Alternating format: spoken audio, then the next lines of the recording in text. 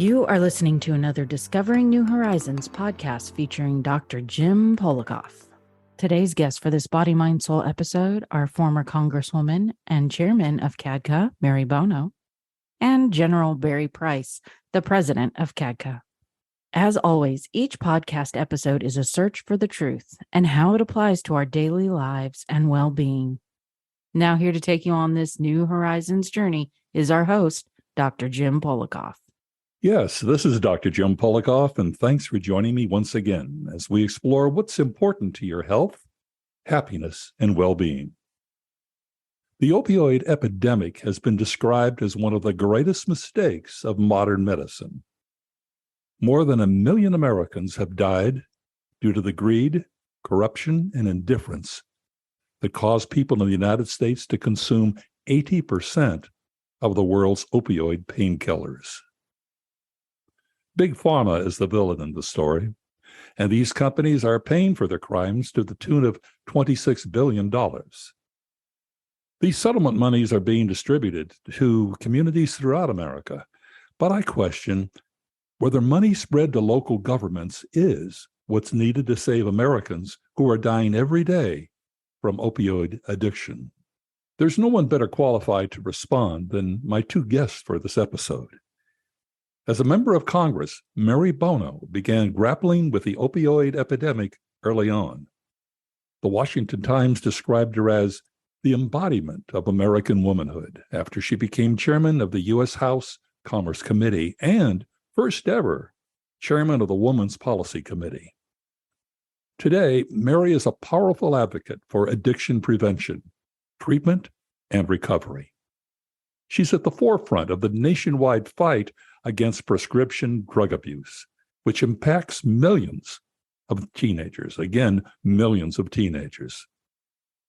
Currently, Mary Bono is the chairman of CADCA, the Community Anti-Drug Coalitions of America. Joining Mary is the president of CADCA, General Barrye L. Price, Ph.D. General Price's distinguished service to our country is enormous. His military awards range from the Distinguished Service Medal and Brown Star to the Global War on Terrorism Service Medal. Then, as he moved into the private sector, General Price's problem-solving abilities and his leadership qualities have continued to save America. Today, he leads an effort to give states in America credible solutions to fight drug addiction and the opioid crisis. And he does this through community-based coalitions, which are essential in CADCA's mission to build drug-free communities. Welcome to Discovering New Horizons, the Honorable Mary Bono and General Barrye Price. It's an honor to have you both with us. Thank you for the invitation. Here, James. Thank you. You're welcome. In any case, we're going to begin with you, Mary. You co-founded the Congressional Drug Abuse Prevention Caucus, and now since you've retired from Congress, you chair CADCA. So tell us a bit about what got you into this fight to prevent drug addiction. You know, James, it was long ago, and it was obvious in my congressional district that there was this burgeoning epidemic that was happening. I was seeing it. My kids were in high school. We were seeing it with their friends. And to tell you the truth, my son became addicted to OxyContin while he was in high school. Oh. So I met more and more parents who were in the same position that I was. And I started screaming from the mountaintops that this is a problem. It's about to hit us square in the face. And most people in Congress, Congress is funny. They take the money as long as they can until they find out that they've hit something wrong. And that was really the case with the opioid epidemic. Members of Congress were so slow to wake up and to pay attention. So I've just been focused on it. And I used to say in Congress, there are things that you do and things that you are. And this is just one of the things that I am. Well, there's quite a bit of lobbying that went on as well, and I'm sure that delayed certain things from taking place that should have happened earlier. Oh, absolutely. And, some members are even remorse about that, and they admit that this was happening. And this opioid epidemic is so strange in that it doesn't really affect people until it affects them really hard and totally hits their family.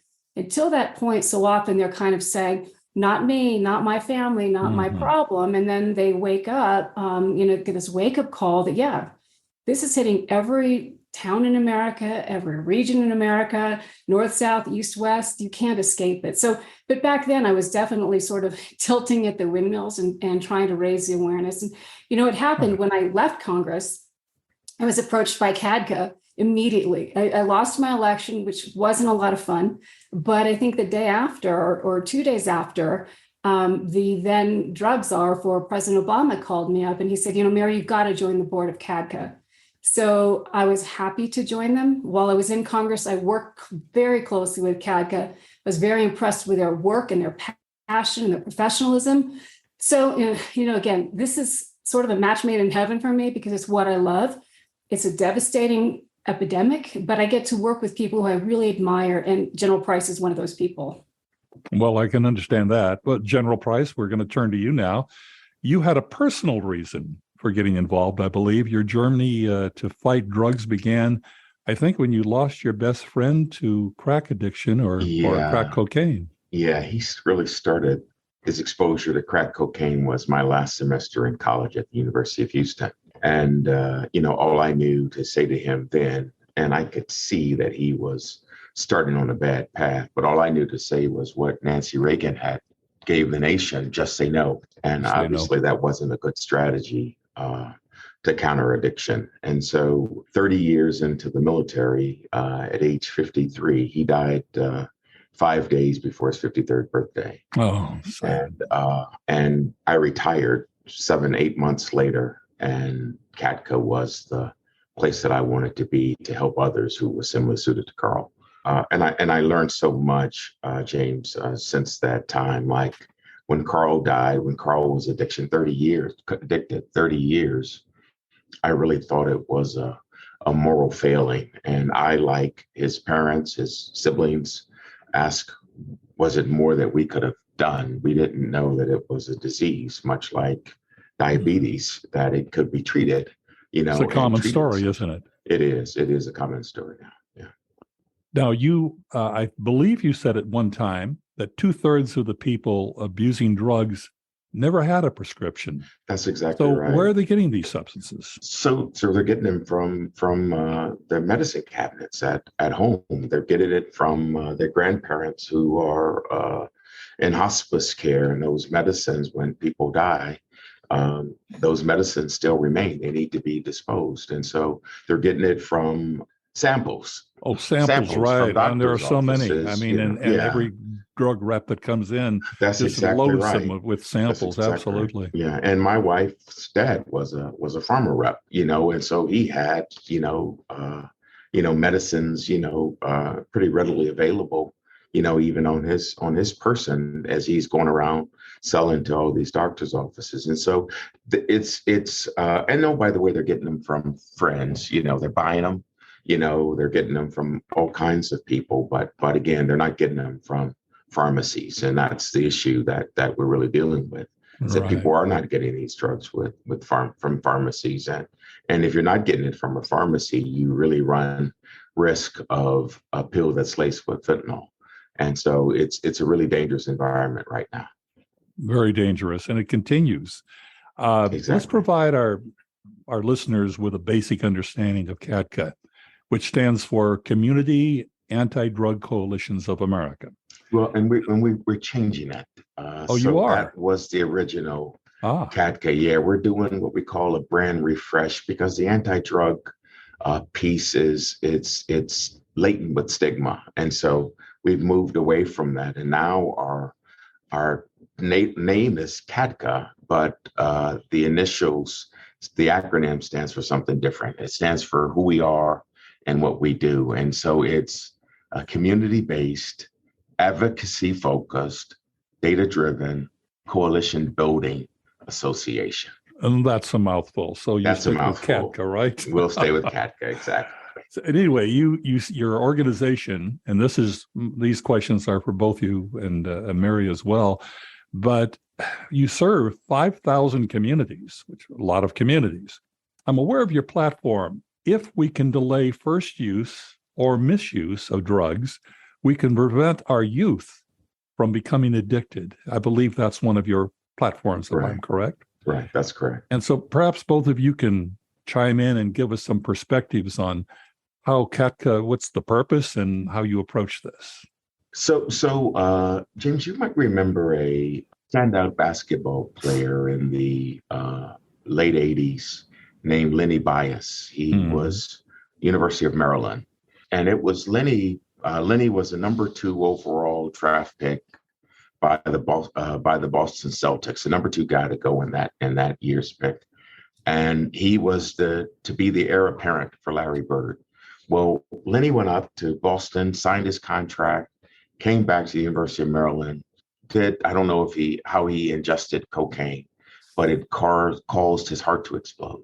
And Lenny's death, as tragic as it was really the catalyst for George H.W. Bush to start a task force to look at the crack cocaine epidemic that was happening in inner cities around our country. And that was in the 80s, right? That was in the late 80s. Right. Yeah. But the task group met for 3 years. And then in 1992, they did the outbrief to the president. And in that outbrief was born this organization known as CADCA, originally the Community Anti-Drug Coalitions of America. And it moved from a slogan or a program like DARE or like Just Say No to a evidence-based, community-based coalition building endeavor with 12 sectors in the coalition. That's kids serving organizations, parents, media, law enforcement, clergy. 12 sectors would come together and sit at the table to breathe life into what would be called a community coalition, community-based coalition.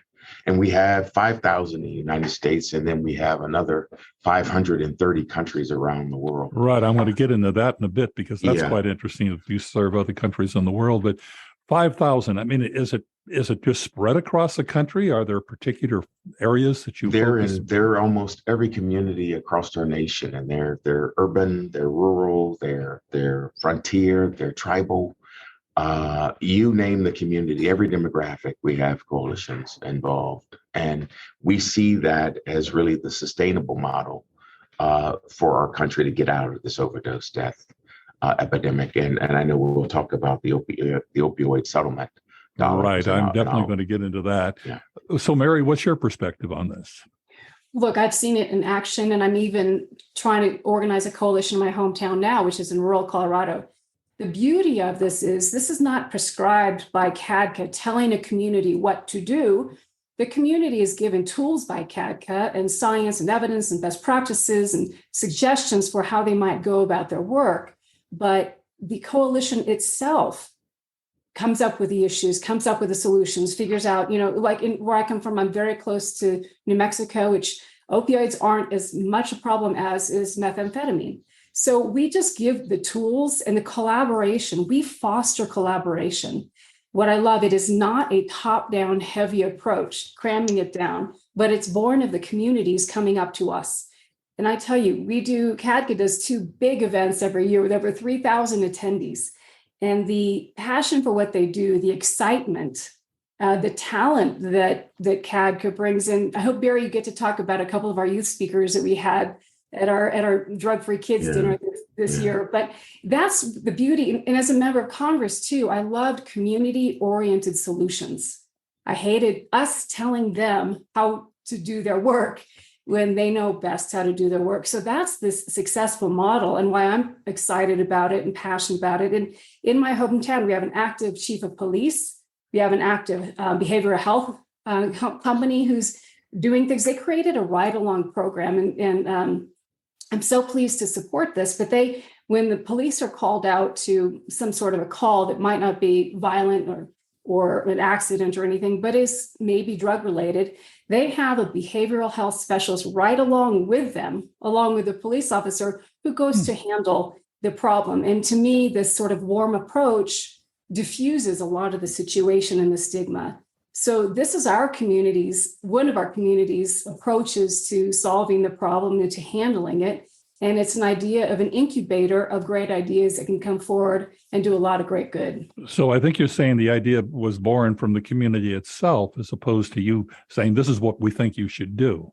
That's exactly right. And what we provide them, the community, each community, a master's level of education on the art and science of prevention, and we teach them over the course of a year, some in-person learning, some in asynchronous learning, where the community will do work. They'll develop their own logic model, based on an assessment of their own community. They'll build capacities in their own community. And one of the things that we're proudest of is that all of our solutions are culturally competent based on that particular community. And so we do our trainings in 9 different languages as well. Well, that's interesting. Now, but tell us a little bit about the training aspect of it, how you really get into the training. As a matter of fact, Mary, I had before we actually get into depth there, I had a question for you. I listened to one of your interviews, and I'm going to read my notes here. You stated in the interview that you want parents and children to know the signs of drug use and addiction. So can you tell us some of the signs that you're asking parents to look for? Sure, James. And again, as Barry's saying, this whole epidemic has changed. It's morphed into the fentanyl issue, which is there's no longer room for error. But look, when we were kids, there was the sniff check. We would come home and your parents would smell if you'd been drinking or smoking or something, and they knew, and then you'd probably be in trouble. But then it became when pills hit the scene, courtesy of Purdue Pharma, you didn't have that. The parents didn't have that ability. You notice my son or my daughter's a little bit off, but I don't understand what's happening. And so it was a culture shift and having to realize, first of all, to have the conversation with your kids, especially now in the era of fentanyl. We have to talk to our kids about the dangers. This isn't partying any longer. This is very risky behavior. And it's hard to get that across to folks. And it's hard to have, the talk. When we were kids, the talk meant something entirely different. But now this talk and trying to understand and figure out, gee, my child is showing signs that just don't add up to me. They don't make sense. And the number 1 and 2 tools, I think, of prevention in the family are love and understanding. And I think if you approach your child with those 2 and try to talk through this, it's the greatest beginning you can have. But then I also advocate, if you do notice your child is engaged in some risky behavior, for me, it was very important to bring in a professional. I used to say, when you go in the delivery room, they never give you the manual on how to raise a child. Right. But there certainly is no manual on how to raise, or there wasn't 10 years ago, how to help a child struggling with. So what kind of professional do you bring in? A therapist, psychiatrist, psychologist. Actually, we brought in a marriage and family therapist, psychologist, who helped me a lot. Because the rules of parenting, look, if your child has a disease like asthma or a cancer, God forbid, you know what to do, and your peers and your family and your friends know what to do and how to help. But with any substance use disorder, they don't know what to do. The rules are different and the support is different. And as Barry's mentioned, even today, we've done so much in getting away from the stigma, but there's still so much stigma there. And it interferes. And this notion, gee, your kid is messed up, your kid. So fighting through that oftentimes you need peers. Peers are going through it too. And you need a professional. For me, that was a marriage and family therapist.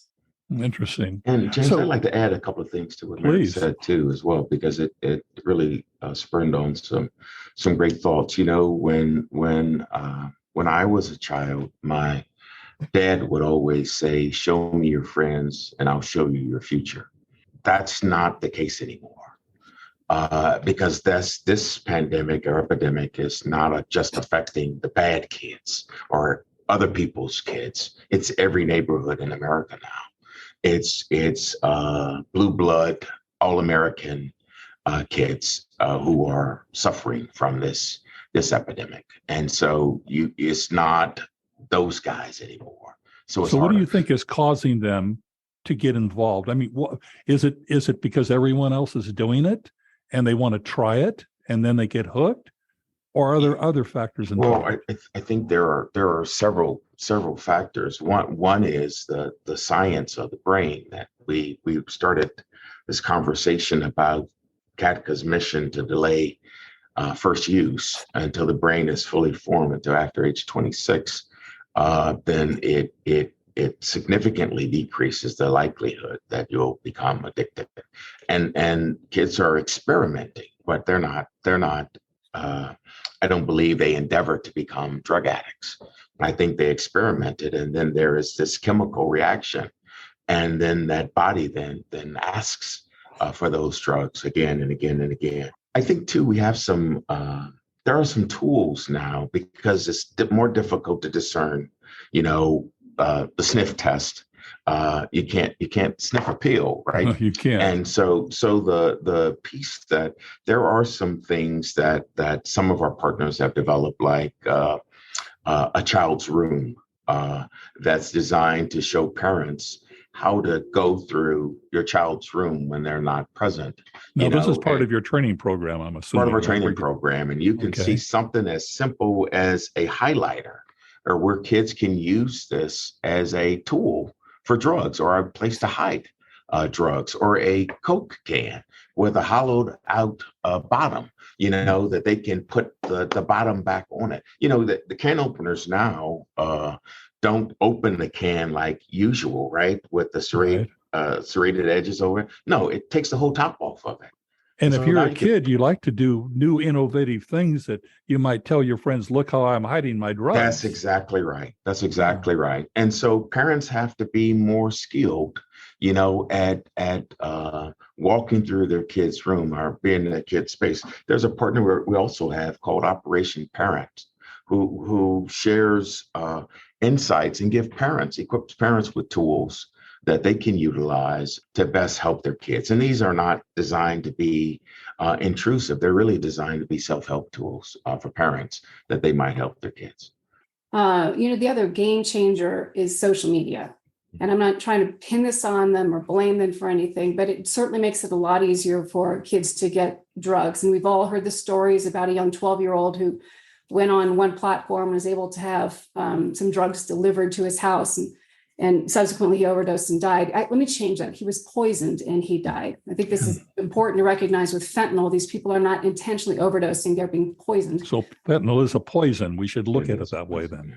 Well, fentanyl is both. And by the way, there is a therapeutic clinical use for fentanyl, and there has long been. Well, right, exactly. But now it of course, is a man-made opioid, and it has jumped the shark here, and now it is sort of the drug that is out there and that is lacing things. And as Barrye said, these are good kids. The kids are going off to college now. These good kids, and they're cramming for an exam. And somebody offers them Adderall, and if you just take this Adderall, you can stay up all night and party. I mean, you can and study and prepare. In for my your day, test. it was no-dose, but that's a long time ago. Yeah. Exactly. And but nowadays, they think that it's Adderall. So the other thing working against us, in my opinion, are the cartels. There is a deliberate international sort of narco trafficking problem here that we are up against.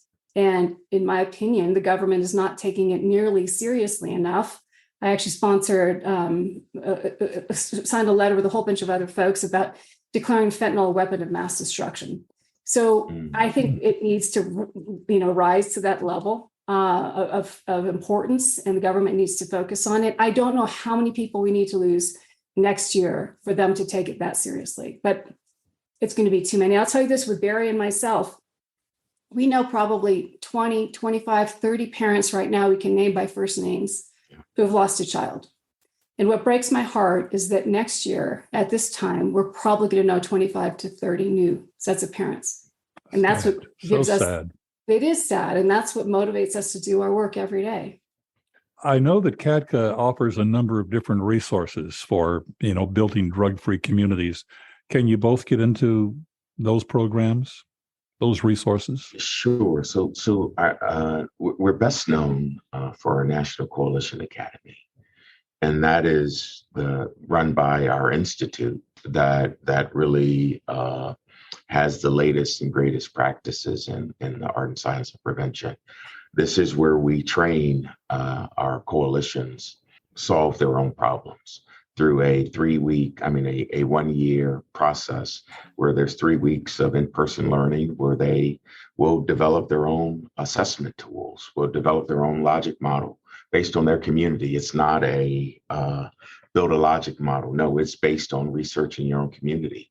It's where they learn how to build capacity, in their own community within those sectors. And so those sectors aren't just one deep, but it's a coalition looks like 50 to 250 people.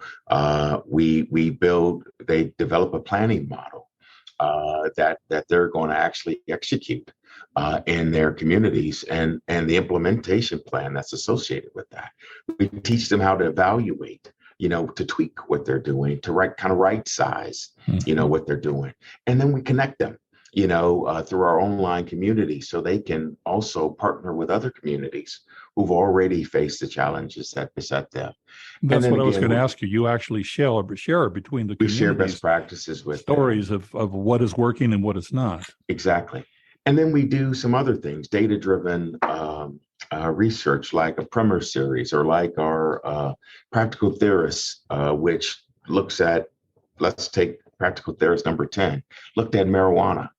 And it looks at kind of the state of the union with marijuana, whether it's on the ballot for passage, whether you have medicinal use, whether you have recreational use. And here are some tools that you can do and use in your communities. Like most people don't know that their counties can opt out, even though the state has passed recreational use, counties can opt out. It gives them tools of how to deal with distributors so that you can keep it out of the hands of children. We built one on opioids. We're doing one right now on fentanyl and on methamphetamine, which are still major problems in our country. We're talking about opioids, where we lost 108,000 people in the last 12 months. But, we're still losing 95,000 people to alcohol every year, 450,000 to tobacco every year. And we're not even talking about those things. Methamphetamine is still a major problem. Does your organization get into those other items, alcohol and smoking? We absolutely do. And we empower communities to do the same. And then the thing that's greatest about, and Mary mentioned two of our premier training events. We have the National Leadership Forum, which is in February. It's always in Washington, D.C., and it's the who's who of people in this space from Washington, D.C.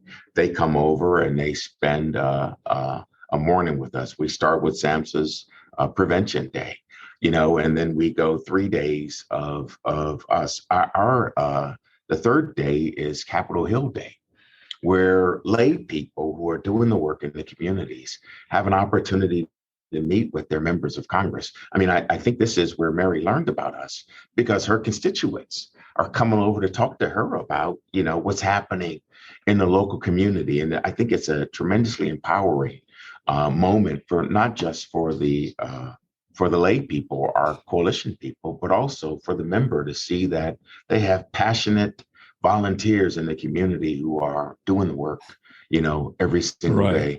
And then we kind of end with our national awards luncheon, where we recognize people who are doing great and wonderful things on the national level. And that's one of our trainings. And the second one is our mid-year training institute, which happens the third week of July of every year. That moves around the country. So that we'll get more of a regional focus. That's what I was wondering, if you actually have regional programs. Because obviously, for some, Washington, D.C. is a bit of a trip. That's exactly right. And so we move that one around. And again, about 3,000 people will attend. And it's a more deeper look into these issues. So forum, because it's truncated, and you have Capitol Hill Day, and you have the awards luncheon at the end of it. Those are 90-minute sessions, but these are half-day sessions and full-day sessions at the Mid-Year Training Institute. And then we have different tracks. We have one this year we're having on mental health. We have a veteran track. We have a tribal track. All of these issues that we're talking about in our neighborhoods across the country. if you go to an Indian reservation, they are off the charts, the morbidity charts with the use on those. And so we're working with our tribal friends to help them as well. And we're developing a tribal track for this next National Leadership Forum. And I guess, Mary, you've seen the benefits of this as well. Oh, absolutely. And I'm proud to be a part of CADCA. And I can say without doubt that CADCA is the preeminent prevention nonprofit in this country, and we're poised to continue to grow. Sadly, there's a reason we have to grow, but at the same time, we are. I think that we're passionate and excited about our work. But, it's not alone. Like, there are a lot of advocates like us at CADCA. There are a lot.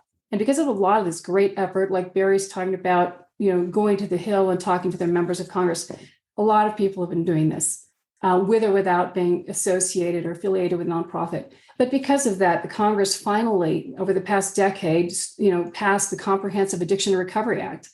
2 years, 3 years before that, they couldn't mention the word. They just were frightened, and they were staying away. And, pharmaceutical companies were threatening members to stay away from the issue.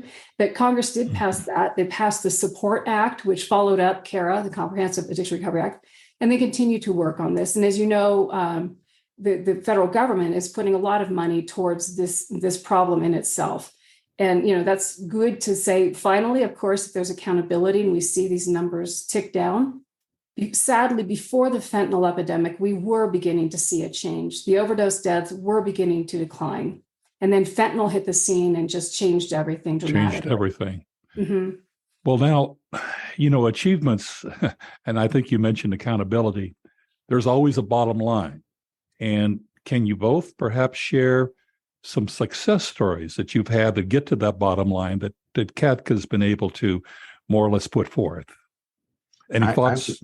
I would tell you that one of our proudest moments comes from a community, Carter County, Kentucky. Carter County, Walmart wanted to build a store, and they couldn't find 250 people who could pass a urinalysis test. Oh my goodness. 250 people. And we built the coalition in Carter County. And now it's their drug use decreased by 90% in their high school students. It's now one of the model. They went from a 23% graduation rate to a 97% graduation rate in high school. They do have a Walmart now as well, James.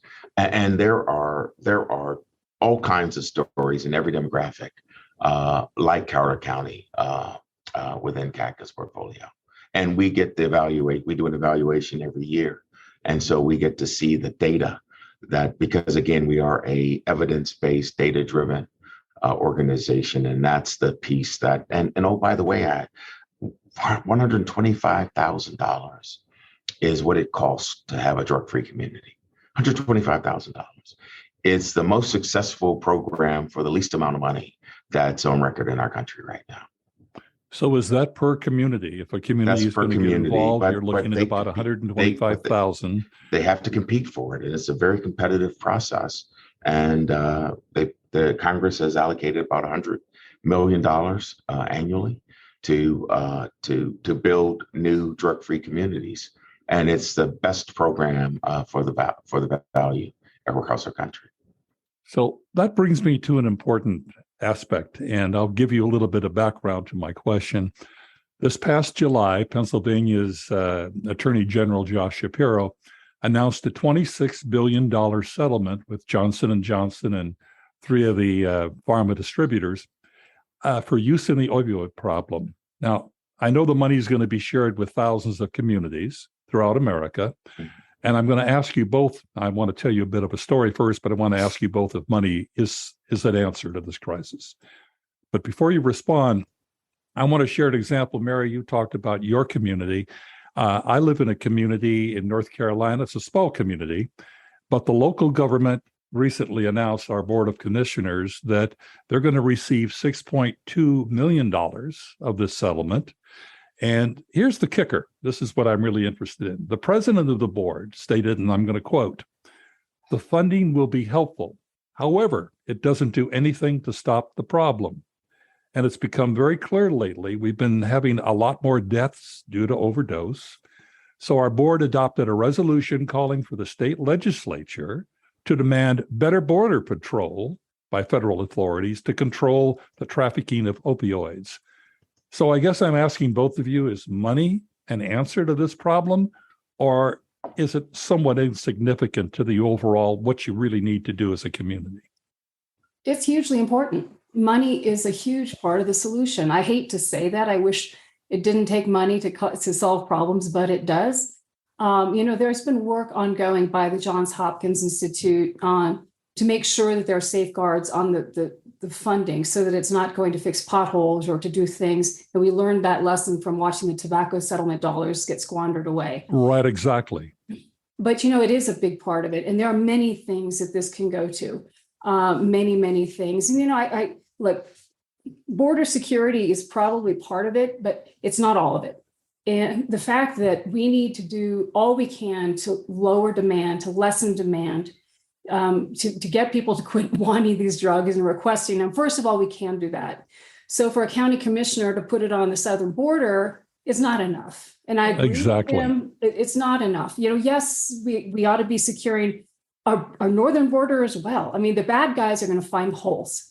I actually stood on what they call a semi-submersible submarine down in Colombia that traffickers were using to smuggle drugs up the Pacific coast and bring them into California via the sea. So, the bad guys are going to find a way, and we have to do all we can. And yes, we are not doing enough, but we also have to do everything we can to strengthen our communities and to strengthen our families and to shore us up. There's no doubt. There's a lot of things we can do in that regard. Even providing naloxone to reverse an overdose, or if it's a poisoning from fentanyl, naloxone will work on that. Now, what do you mean by naloxone? Naloxone Naloxone is an opioid overdose reversal medication. The easiest one to administer is a nasal spray. So if somebody is in fact overdosing or is overdosed, you can use this nasal spray and revive them to reverse that overdose. And then the thinking is, of course, if you can reverse that overdose, the next thing is a warm handoff into treatment. This was the wake-up call. Hopefully they're going to now go in and seek the treatment that they need so that it doesn't happen again. Is it foolproof? No. If it's your family member, it's all you got. So that's one example. Just prevention messages.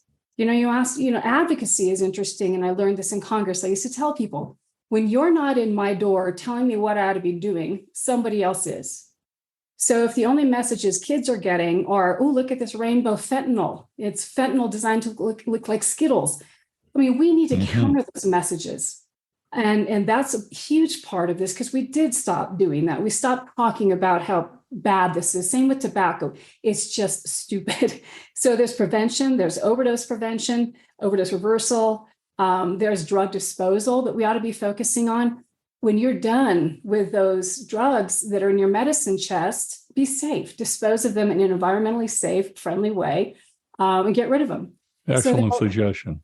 Yeah. And if it's not you, we have a friend who talks about his parents' end of life, that after his mom passed, he went into her bathroom and had the whole drawer filled with end of life medications. We've got to do something responsible with that. Flushing them is not the way to go, but there are environmentally friendly, safe ways to get rid of those drugs and keep them out of the hands of people who don't need them. So I can go on and on. Of course, rehab. There are not enough recovery and rehabilitation facilities in our country. In my community, we're working hard to establish one, and it takes funding to do that. And it's my hope that as we do spend this money, not only do we attack the problems of today, but we build a lasting infrastructure for the future. And maybe today's opioids and fentanyl is tomorrow's who knows what. Exactly. But, there's always something new coming into the market. Is CADCA going to be able to benefit from some of these monies that are going into the local communities, or is it a totally separate thing? Yeah, so I tell you that benefit is probably not a good word that I would use, but CADCA is a part of the counteroffensive that can help empower communities to solve their own problems. We just went through a major analysis with my board, Mary is the chair of, where we looked at all communities across the United States. And it looks like we have more like closer to 7,000 coalitions. Really? Only a fifth of them are current members of CADCA, which means that they're receiving technical assistance. They're receiving support, that they're receiving the latest and greatest in our evidence-based documents. And so one of the things that I'm offering, that CADCA is offering as kind of a low-cost solution is, let's get all of these dormant coalitions, let's reactivate them. Because when you look at the heat map around the state, they really blanket the breadth and width of each of the states.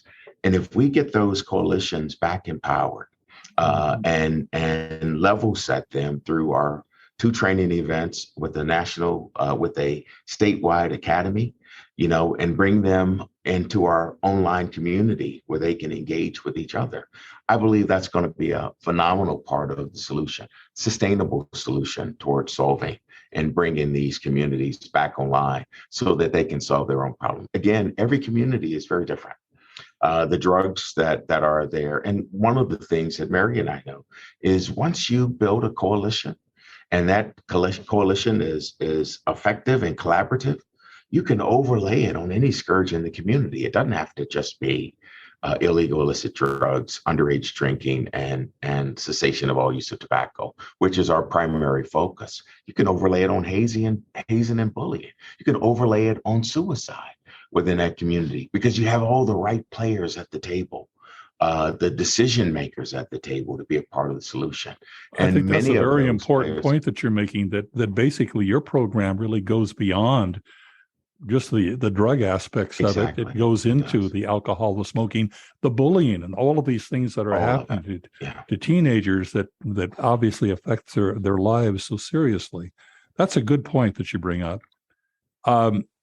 Now, I'm curious because, and you alluded to it earlier, CADCA is involved internationally, and I believe in some 28 countries, if I'm correct. 30 countries. 30 countries now. So how do these partnerships, do they help us here in the United States in terms of combating our problems? I think Mary alluded to it, drugs coming into our country. And is that part of what your goal is?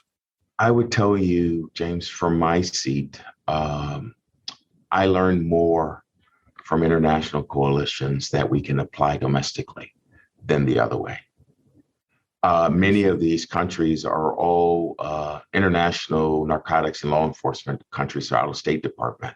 These are countries where there are drug cartels, not just somebody selling, weed on the corner or pills. These are cartels, and so they're very dangerous environments. And these communities, they're learning through our self-help model to solve their own problems. And they have gotten the government involved to be a part of their solution. And so I tell you that we have now begun fusing in our training, especially at mid-year, where our domestic coalitions can attend the international track. And they're learning tremendous things, because it's not just, one guy on the corner. It's a cartel, which is very, very dangerous, different skill set that they have.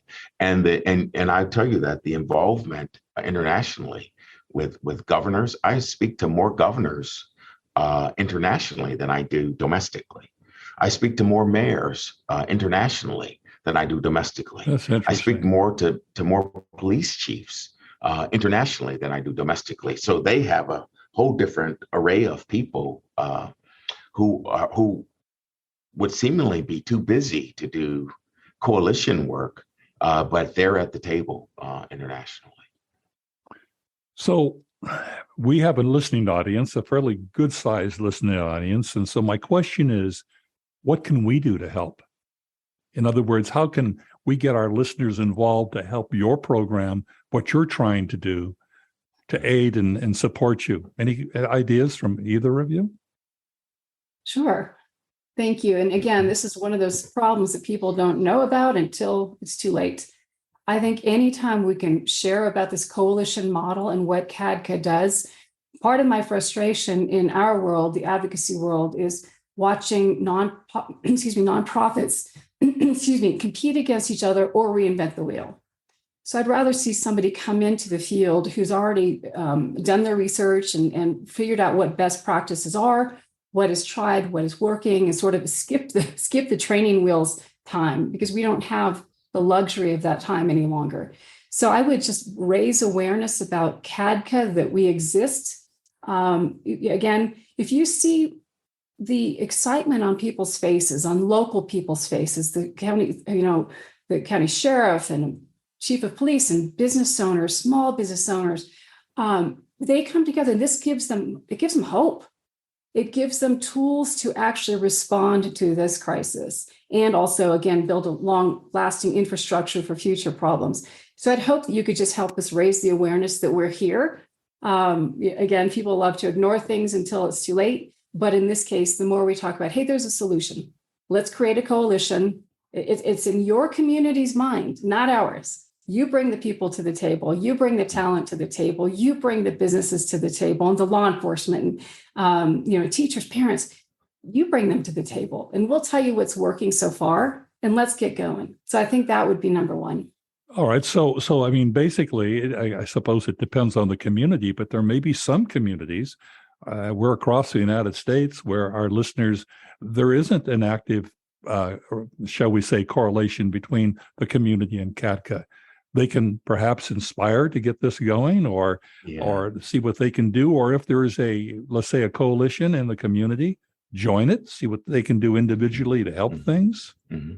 Yeah, and they can reach out to us at CADCA.org, www.CADCA.org, and we can tell them who's in charge of their local coalition. But that's first, as Mary is saying, I would ask them to get involved. Two, I would ask them to become members of our organization. Three, if they don't have a domestic coalition, I would ask them to focus on building one, and we can certainly help them with that. To ask the deeper questions of their young people. We just had one of our board members to share a harrowing tribute to her son, who died in 2017 from an overdose.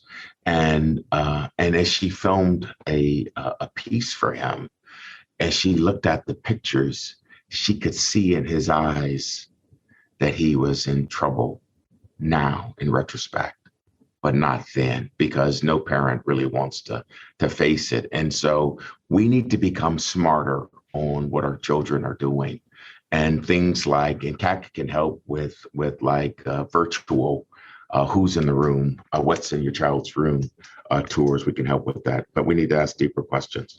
We need to be a part of other people's solutions as well. We can't say, well, it's not my child. I would tell you, though the light is still dormant and not lots of people know about it, it's every street and every neighborhood in America has somebody who's suffering from active addiction that perhaps maybe no one knows about. And I think the sad part is it's growing. It's not declining, but it's growing, exactly even right. in our own community. That's what I mentioned about our Board of Commissioners. I mean, Exactly. We realize it's growing in our community, which is kind of ironic, because we're not theoretically that type of community, but it happens. Exactly. It happens more often than it should. I do want to remind our listeners that all the information about CADCA, the community, and I know your name is changing, so I won't repeat the long form of it, but it can be found on our website, jamespolakof.com. Now, we're going to include CADCA's website, any links that the two of you would like to send us. We're going to include that on our website so that our listeners who go regularly to the website to find information can find information, how to get to you, how to ask questions, how to become involved. Do either of you have any final thoughts that you'd like to share? I want to make sure we've covered everything that we should have. Well, James, I can start by giving you my gratitude. Voices like yours that help us magnify and amplify what we're doing and bringing this experience to people who aren't aware of it and can actually step up and be a part of the solution. I'm a little frustrated by your county commissioner because you cannot kick this can down the road. Exactly. I agree with you. That's why I brought it up. Well, thank you. I like when people bring up things I'm going to agree with. Makes it a lot easier. But you can't. I mean, and yes, the border is a part of it. Okay, great. But that's not in his purview. He needs to focus, all of our local elected officials need to focus on what they can do, the tools that they have, and the responsibilities that they're given by being elected. Or else we're going to find the money going into other areas, not the areas where it should be going. I see that happening in local communities. Well, I hope you hold them accountable. But I just I will. And my you. neighbor will too, who's running for the board, but that's beside the point. Go neighbor. But we do want to thank you because you helping us to spread the word of what we do. Over the years, I've been doing this since 2007, focused on this work. And the media and responsible journalists are a huge part of the solution. And I know they generally like to stay out of the solution, but in this case, they are a part of it. Yeah. By spreading the issues, by spreading the problems, by spreading the solutions. So I just want to thank you very much for having Barrye and myself on. And I know you and I've got a long story of connection way back when. Way back when we were 12. But I just want to say thank you so much for shedding light on this. All right. Well, it's my pleasure. And I want to thank you both, Mary Bono, the Honorable Mary Bono, General Price, and thank you again for your service, General. I mean, what you're doing now, both of you, what you're doing now is so important. I mean, it just shows that regardless of, you were very active in Congress, Mary, but you're still out there doing the important things that need to be done. Both of you are. So I want to compliment you on that. We just need more like you in this country. And I think that politics doesn't need to be divisive. It can be inclusive if we all work together. So that's part of my message, at least. But I want to thank you both for being part of this. It's so important to get this word out, and we'll do everything we possibly can to help you as well. And James, could I get a parting shot in Please. as well? One, I want to echo Mary and thanking you for this opportunity to illuminate this very important and critical topic, especially at a time like this. I want to remind your listeners of two things that Mary said. One is that we all have a part to play, and we can do that in disposing of our excess medicines with in-home safe disposal kits. Second is that we all need to be to understand how to use naloxone, Narcan, this overdose reversal drugs, because we all are empowered to save other people's lives. And then finally, if your community, your state has opioid settlement dollars, reach out to CADCA. We have some great low-cost solutions that communities can utilize to get themselves well, and we're poised and positioned to help every community get well. Wonderful. Well, again, thank you both so much for joining us, and I'll be right back in a moment after this message. Want to discover more information about opioid addiction and CADCA, the Community Anti-Drug Coalition of America, as well as what you can do to help? Simply visit our website, jamespolakof.com. That's James, Polakof.com. You'll also discover a variety of valuable resources on our website and other terrific Body, Mind, Soul podcast episodes. Again, jamespolakof.com. Now back to Dr. Jim. Thanks again to the Honorable Mary Bono and General Barrye Price for joining me to discuss the challenge of opioid addiction and drug addiction itself, in addition to possible solutions. Now remember, you can help. So come to our website where you can access more information and see what you can do to get involved in this battle. It's an important fight. Join us. Our production coordinator, Faith Michelle, is absolutely correct. Our Discovering New Horizons website contains an amazing amount of valuable information, resources, and a number of other great Body, Mind, Soul podcasts. Plus, we certainly welcome your comments, so keep those emails and suggestions coming to our website. We want to know what you want. Again, we invite you to visit jamespolakof.com. This is Dr. Jim Polakof. Until the next episode, thanks for listening.